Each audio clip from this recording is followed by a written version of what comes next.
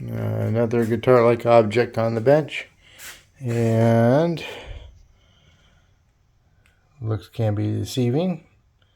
This says Gibson on it, and the back of the peg head actually says Made in USA, but 'tis not. This is a Chinese counterfeit knockoff version of a Les Paul.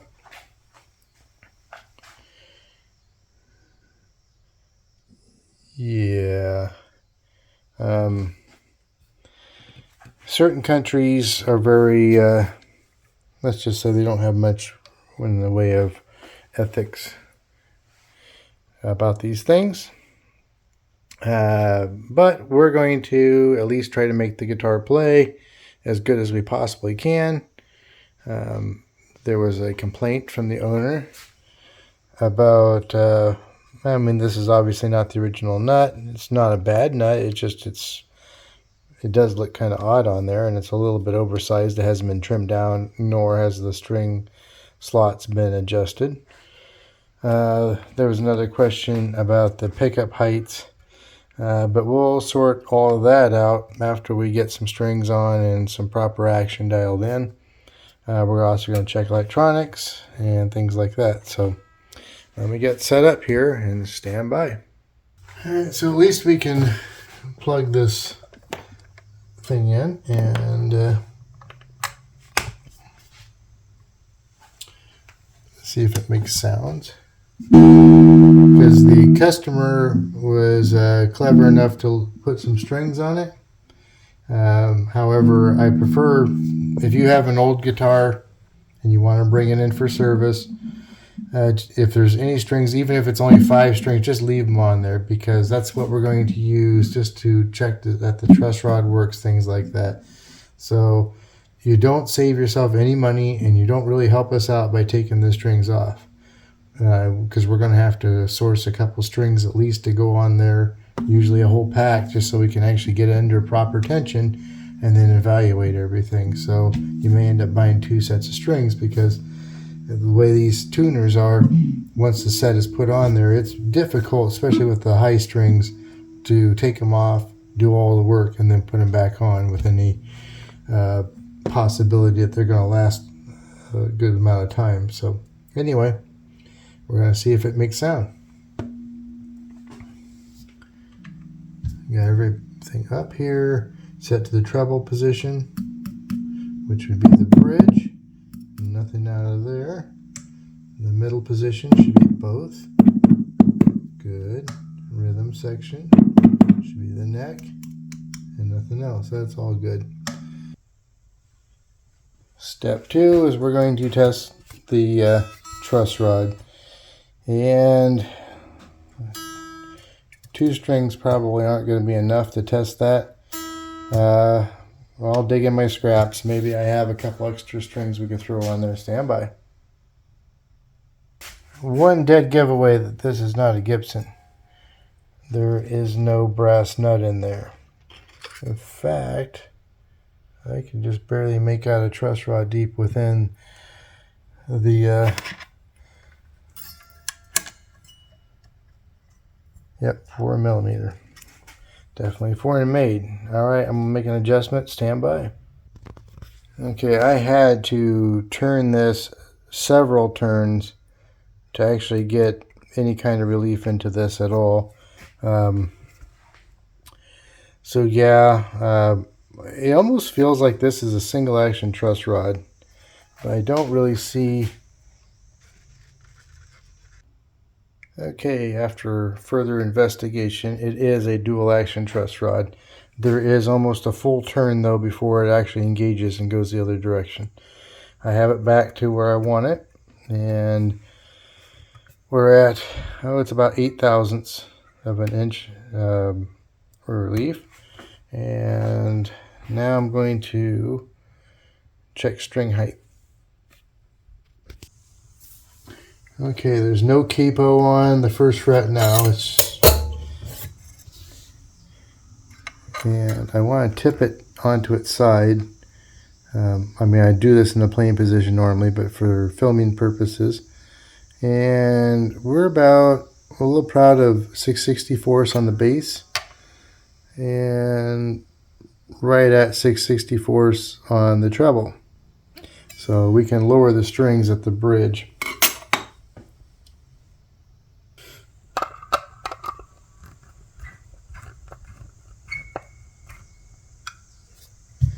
Again, I'm leaving it in the on its back here. I normally would have it in the playing position before I do any adjustments like this. All right, well, I just guessed right. We're at 4/64 on the treble and 5/64 on the bass side. We're going to use that as our roughing in because everything's going to change. I don't have all the strings on there. I have to converse with the owner to see what gauge and brand of strings he wants, which will dictate how much tension and everything. Oh, one last thing I can check here though. Let me reposition you here for a minute. Okay, I'm using my string action gauge here, and what I'm checking here is that the radius of the bridge and the radius of the fretboard actually somewhat match. So we're looking at a little proud of 6/64 there. Yeah, it's flattening out, so now it's just a little over 5/64. Now it's at a little above 4/64. And now we're back to 5/64.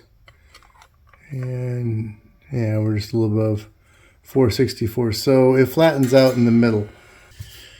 A lot of times what one has to do is cut these slots deeper on the outer strings because right now, the way this is laid out, the strings are closer to the frets in the middle of the fretboard and higher on the outside.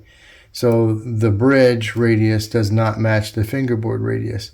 I think Les Pauls generally have a 12 at the the Tunematic. On a real Gibson Tunematic is generally I think 12, and the fingerboard I believe is also 12. And this is since this is a copy, it's a counterfeit. I'm going to have to check to make sure what the radius is. But it really doesn't matter knowing what the radius is if you adjust the depths of these slots. That when you check the strings, they all measure out the same across. Now, I sometimes on the higher strings, just we're talking a tiny bit, like a 64th lower than the action on the on the bass frets, or on the bass side. But generally speaking, they're about the same height off of the fretboard all the way across. And so we're probably going to have to remove material from at least the E string saddles and maybe even from the B and from the A a little bit just to try to match that curvature.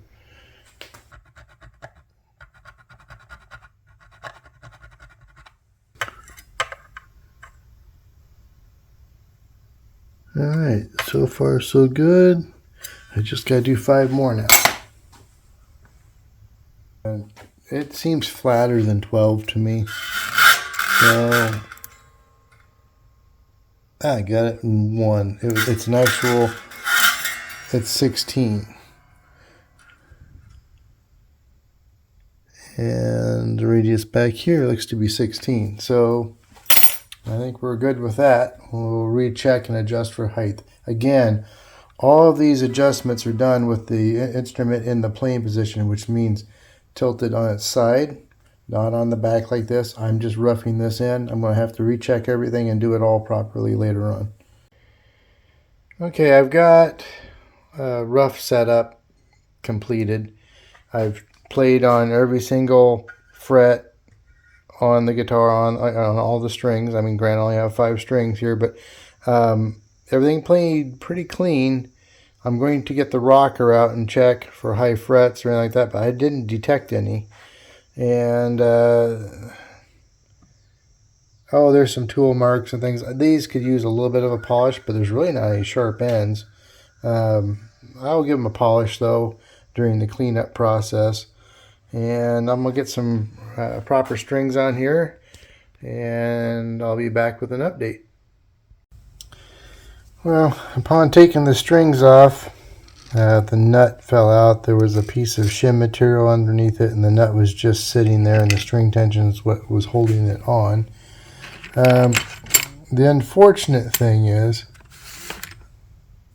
somebody's been doing a little, where that black line starts, that's probably where the initial, let's see if I can get it here, where this black line here starts, that's probably where the nut originally, it seems to be about the right width. Somebody's got out, colored outside the lines here, and made this really white, and it's whiter down here than it is on this end. So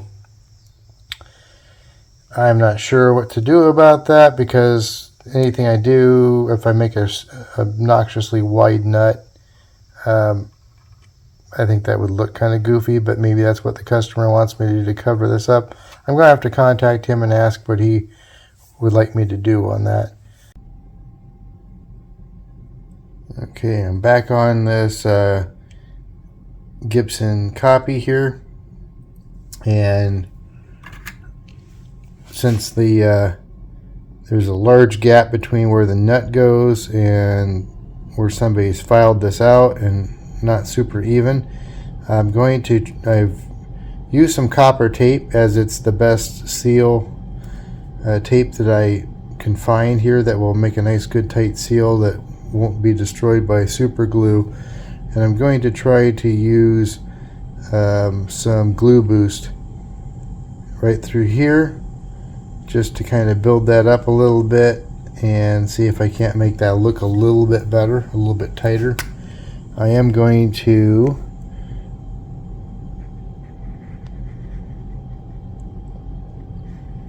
blacken some of this, as the glue boost is clear in color, and hopefully it'll be less noticeable.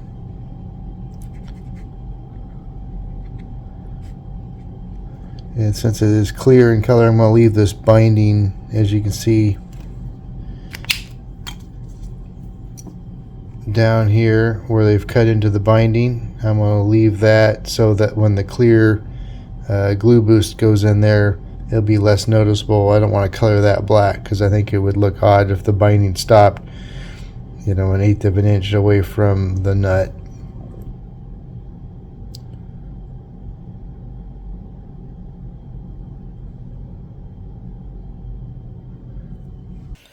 So what I'm doing here is just cleaning up a little bit after myself, because when I got the nut in hand and started trying to fit it, and I addressed this gap up here, I had an idea, thinking, well, because what has happened is whoever had slotted this for a nut, a replacement nut, had obviously cammed their file a little bit to the side. They may not have had the actual proper file for it. They might have had just a regular file that was narrow. And anyway, it's easy enough to do, because you do have to get it pinned up right against the edge of the fingerboard so that the 90-degree edges will cut the channel nice and square. So that created this big gap. I've already filled it about halfway now. And then I had a thought, since when I set the replacement nut in there that has a nice flat bottom, there was a gap showing on each of the ends. And what that was from is that somebody also, when they were cutting this, had tilted the file a little bit too much each way, rounding off these edges. So it has this ignorant looking gap on the ends, even when the nut is actually seated nice and properly. So what I liked to do was fill the edges here a little bit with some glue boost, and or actually it's just thin super glue, and some of the powder that we use to repair when we get an instrument in that maybe the nut is okay in every other way except for one of the strings is cut a little bit too deep. We will apply a little of this powder into the slot a little thin super glue, let it harden, and then we can re-slot it to a proper depth. I chose the cream instead of the white because it matches the binding a little bit better. And so what I did is I applied some to these edges. I used a piece of copper foil tape so it makes a good seal on the ends, and I applied some powder here, and then I touched it with a little thin super glue, and that made these nice little areas here that I could reestablish a nice edge with my nut seating file. And then, since there were some dips and some missing wood from when the nut had broken out originally, I just went ahead and a thin skin of some thin super glue across here just to give us a nice flat surface that the new nut will just slide right into and make good contact with all the way across. And then once I get this glued in, I am going to mask this off with tape, the finish here, and I'll probably brush in some wax onto the actual nut itself, peel the tape off, and then use some glue boost to kind of fill where this is glue damage from a bad install of a nut prior, and some of this is from my scraping away the excess glue of filling this gap. I have about 50% of it filled now, and I think once the nut's glued in and everything, I'll be able to touch up fill the last bit, at least make it look a little bit less noticeable. The wax on the nut will allow it that if the nut needs to be replaced, I'll be able to knock it out of there and take it out cleanly. And I'll probably do that anyway, just to clean up after myself and polish this out. Then I'll glue it back in. I'll use the nut sort of like a dam, but the wax will prevent the glue from sticking to the nut material. So I'm going to try to do that right now after a little bit more cleanup here.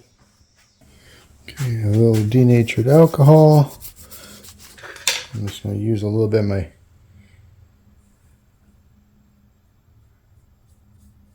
fretboard wax paste.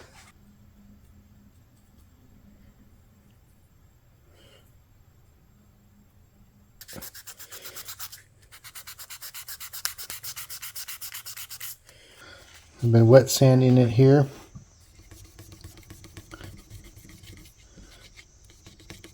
And now I've gone through 1000,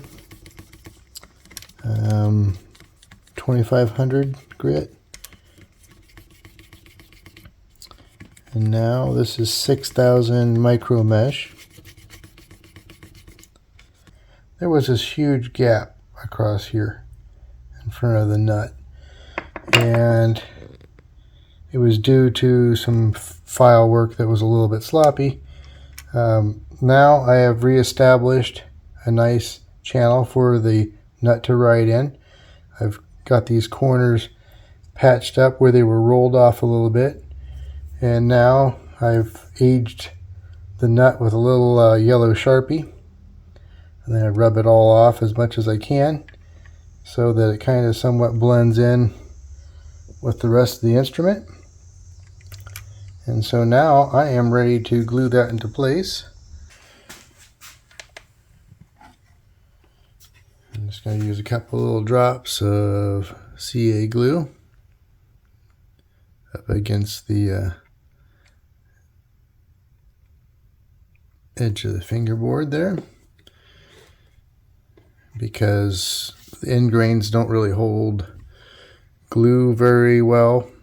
It will be enough to hold the nut into place, but if I ever need to remove it, or the customer ever needs to have it removed, it will be easily knocked out of the way. Just by a nice sharp tap should be able to do it without any damage to anything.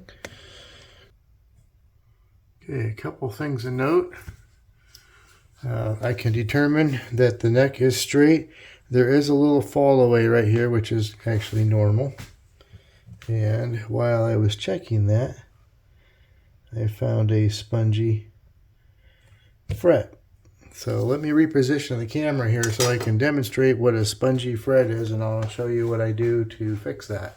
But you can kind of see the little gap there, and sorry, I'm going to keep the guitar from moving here. But you see the little gap on the end there over the binding. So that means this fret end isn't glued down. What I'm doing here is I'm just brushing a little paste wax here along the side of that fret, that when I apply the thin super glue, it won't stain the rosewood. And so this is a thin viscosity super glue. I don't really see it in hardware stores. This you have to kind of buy online. And what that does, see how that wicks down into the fret there?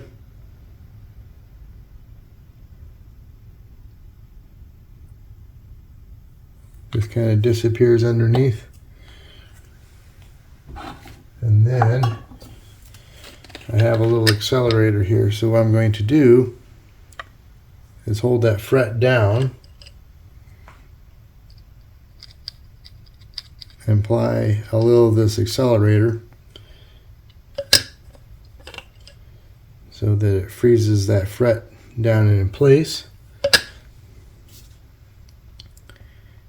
And this does take a few seconds to work, but it is not bouncing anymore. The fret is solid, and I can go back and clean up, wipe off some of the excess wax right now, and then a little naphtha. This stuff dissolves wax, and we'll clean up that rosewood there, and everything's looking nice and tight there. Let's see if that changed anything.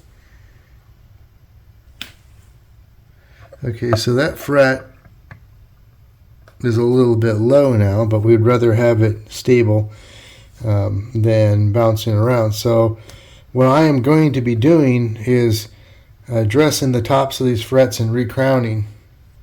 And so I do want all of these, and I'll check each one, but I do want each of these solid so that when I do dress everything down to a common denominator and then recrown, then I don't have any high spots or anything like that.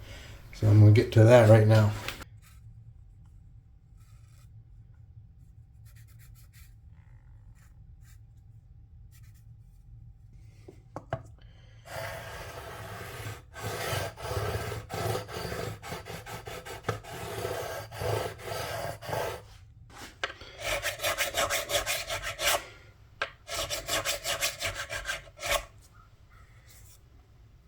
Alright, I've used my crowning file to recrown everything after leveling down.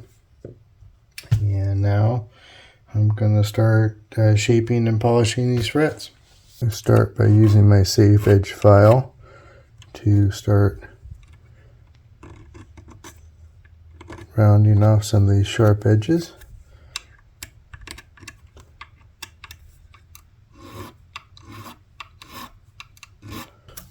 Then using very fine grit, starting at 800, and I'll go to 1000.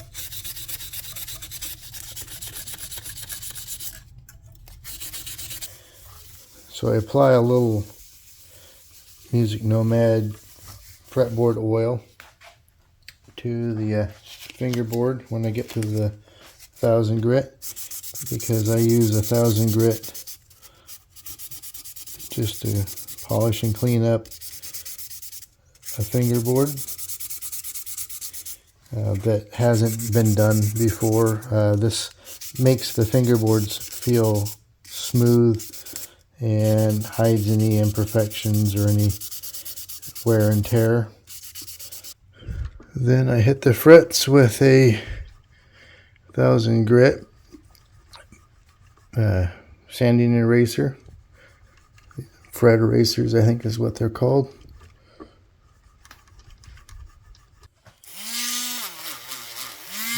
Break out the polisher and compound.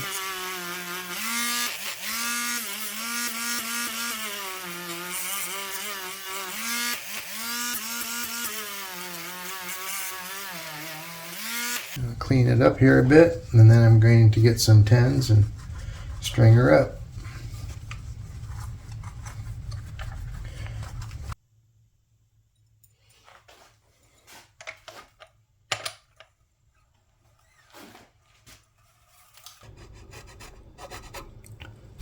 Fine-tuning the string slots. Some of the tuners are very, very loose. I'll snug these up ever so slightly. I've roughed in the intonation. Now I'm giving the strings another stretch.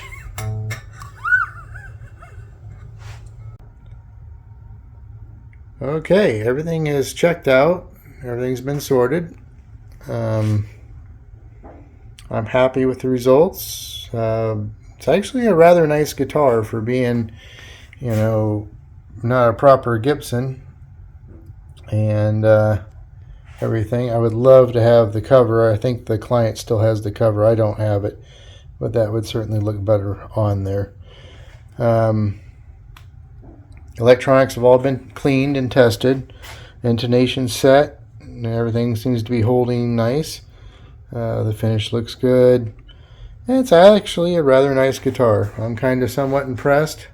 I'm not sure exactly how much these things were, and if somebody actually knows what they're in for, knows that there's going to have to be some, you know, adjustments and some modifications, it's, you know, it's probably worth what it was paid for. I have no idea what these go for. I don't know even how they get into the United States with the counterfeit logo and stamp "Made in USA" on the back and all that, but anyway, I'm going to call this one complete, and I'm going to move on to the next repair.